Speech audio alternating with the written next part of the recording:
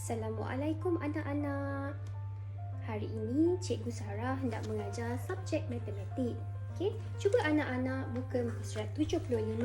Okey, dalam muka surat 75 kita akan mempelajari bab yang terakhir iaitu bab data. Okey, bila cikgu memperkatakan tentang data, tentulah awak tidak faham apakah maksud data itu sendiri. Okey, data ialah satu kumpulan maklumat atau fakta. Okay. Biasanya kita melihat sesuatu maklumat itu disampaikan dalam bentuk gambar rajah. Okay. Maka dalam bentuk gambar rajah ia memberi gambaran yang tidak tersusun. Okay. So sebab itulah kita belajar bab data ini supaya awak belajar macam mana hendak menyampaikan maklumat atau sesuatu perkara itu dalam bentuk yang tersusun. Okay. Dalam bentuk data. Okay. Supaya awak boleh menukarkan maklumat daripada gambar rajah kepada maklumat yang tersusun berbentuk data. So untuk itu marilah kita sama-sama melihat dan mempelajari dan memahami dengan lebih lanjut apakah yang akan kita belajar dalam bab data ini. Jom kita tengok.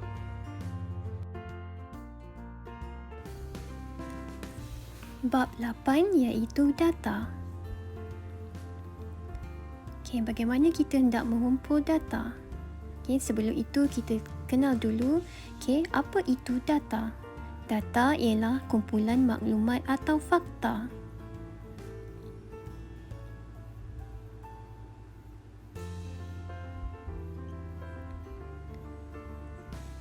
Apakah maklumat yang boleh kita dapat dari gambar rajah di sebelah?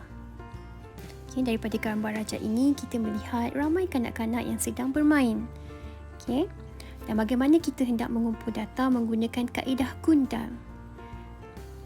Apakah itu gundal? Gundal ialah tanda berupa garis sebagai peringatan semasa mengira data. Mari kita lihat bagaimana contoh mudah kiraan gundal. Contoh, 1 apple, 1 tanda garis gundal. 2 apple, 2 gundal. 3 apple, 3 garis gundal. 4 apple, 4 garis gundal. 5 biji apple, 5 garis gundal. Sekiranya 5 garis gundal, garis yang kelima itu mestilah dibuat secara menyerong. Lihat ya, secara menyerong. Itu bermaksud ia adalah 5 gundal. 6 biji apple sama dengan 6 gundal. 7 biji apple sama dengan 7 gundal. 8 biji apple sama dengan 8 gundal.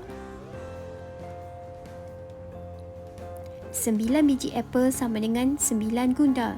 So ada satu kumpulan 5 gundal dan juga 4 baris garis gundal yang tunggal. So yang terakhir ialah 10 biji apple. So kita ada 2 kumpulan garis gundal yang berbentuk 5 ni tadi. So bermakna ia berjumlah sama dengan 10 gundal. Bagaimana kita mengumpul data? Contoh yang cikgu beri ialah ada hidupan laut, iaitu ikan, penyu, ketam, yang disusun secara berselerak. So daripada gambar rajah yang berselerak ini, bagaimana kita hendak menukarkannya kepada bentuk data yang lebih tersusun, jelas, kemas dan mudah difahami. Jadi kita menggunakan kaedah gundal. Contoh, 1 ikan, 1 gundal. So ada 4 ikan. Penyu, 1 penyu, 1 gundal. So kat sini ada 3 gundal bermaksud ada 3 ekor penyu. Begitu juga dengan ketam. Ada 3 gundal bermaksud ada 3 ekor ketam. Kita lihat data cara murid kelas 1 pintar ke sekolah. So dari segi data, dari segi gambar rajah itu memberi gambaran ada murid yang menaiki bas sekolah, ada murid yang menaiki basikal, motosikal dan juga berjalan kaki. So daripada sini kita hendak menyusun kepada bentuk data yang lebih jelas. Jadi kita kira menggunakan kaedah gundal. Kita lihat murid yang menaiki basikal, 1 gundal, 2 basikal 2 gundal, 3 gundal, 4 gundal. Jadi 4 orang murid menaiki basikal. Kita lihat pula yang menaiki bas sekolah. Okey, yang menaiki bas sekolah kat situ ada 7 gundal. Bermaksud 7 orang murid menaiki bas sekolah. Okay, so kita kena kira satu-satu ya.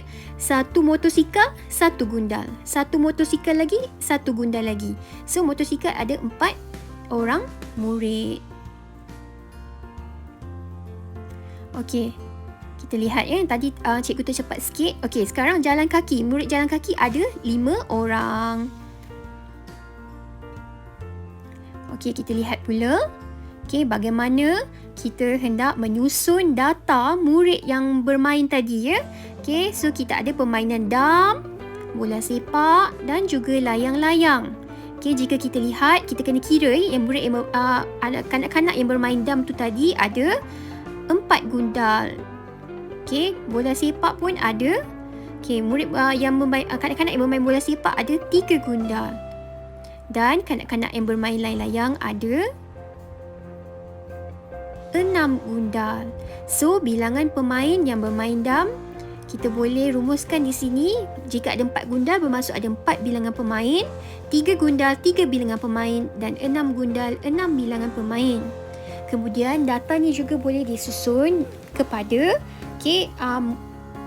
kanak-kanak perempuan yang bermain dan juga kanak-kanak lelaki yang bermain. So kita boleh lihat kanak-kanak perempuan ada 4 gundal, kiraan gundal di sini, maka menunjukkan 4 bilangan kanak-kanak perempuan yang bermain. Okey, dan kanak-kanak lelaki ada 7, 8, 9. Okey, ada 9 gundal bermaksud 9 orang kanak-kanak yang bermain, kanak-kanak lelaki yang bermain. Okey, kemudian bila kita dah belajar gundal, kita akan tengok piktograf. Okey, apa maksud piktograf?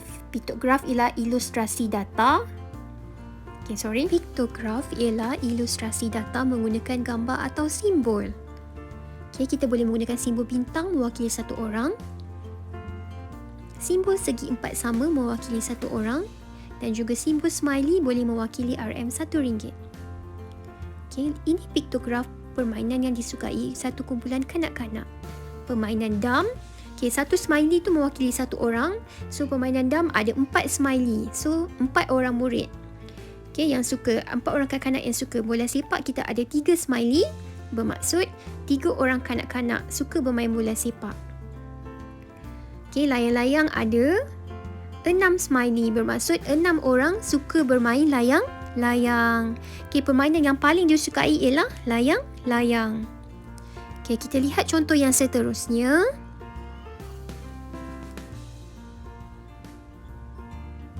Afif kumpul maklumat haiwan peliharaan rakannya. Ada ikan, kucing dan juga arnab. Satu simbol bintang mewakili satu orang rakan. Okay, jadi ikan dipelihara oleh 6 orang rakan. Kucing dipelihara oleh 8 orang rakan Afif. Okay, dan arnab dipelihara oleh 4 orang rakan Afif. Okay, berapa murid pelihara setiap haiwan? Okay, ikan sama dengan 6 orang, kucing sama dengan 8, arnab sama dengan 4. Haiwan yang paling banyak dipelihara ialah kucing kerana ada 8 orang. Rakan Afif paling kurang pelihara arnab sebab ada 4 orang sahaja. Okay, contoh yang seterusnya. Okay, wang simpanan Nadia pada hari Isnin, Selasa, Rabu dan Khamis. 1 segi 4 sama mewakili RM1. Isnin ada 3 kotak, RM3. Selasa ada 2 kotak bermaksud RM2. Rabu ada 1, 2, 3, 4, 5 kotak bermaksud RM5. Khamis ada 3 kotak bermaksud ada RM3. Berapa wang simpanan pada hari Isnin? RM3. Selasa RM2. Hari apakah Nadia simpan RM5? Hari Rabu. Berapa wang simpanan paling sedikit? RM2. Okey, pada hari Selasa. Okey, Nadia simpan wang sama banyak pada 2 hari. Hari apa tu? Rabu dan Isnin dan Khamis.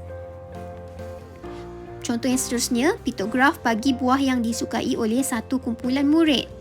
Okey, anggur ada 3 orang. sebab satu bulatan mewakili satu orang. Mangga ada 4 orang.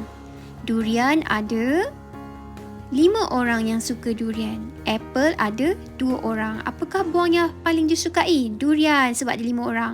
Berapa murid yang suka mangga? Ada 4 orang murid yang suka makan mangga. So, itulah topik data. Jadi, bagaimana anak-anak? Cikgu harap awak semua faham apa yang cikgu ingin sampaikan dalam bab data ini. Okay? Cikgu harap awak boleh menyiapkan latihan yang cikgu beri agar awak lebih memahami bab data ini. Okay? So, sekarang awak dah tahu kan? Okay, bagaimana data disampaikan dalam bentuk yang lebih tersusun dan jelas dan mudah difahami. Okay?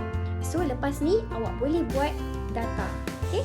Sekian, terima kasih. Assalamualaikum. Bye.